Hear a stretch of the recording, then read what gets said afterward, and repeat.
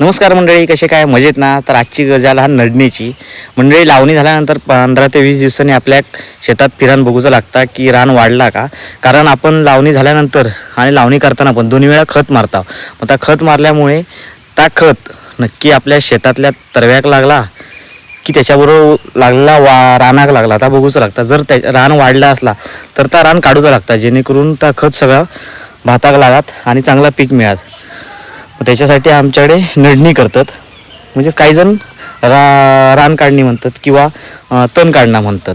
तर चला तर मग तुमका दाखवतो आमच्याकडे कशी नडणी करतात ती आणि खत मारतात ती. बघू शकतास असा बारीक बारीक रान वाढलेला.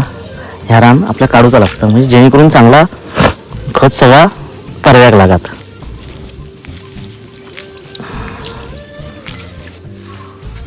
मी इकडे नडणी करीपर्यंत बाबांनी तिकडे खत मारून घेतलेल्यानी.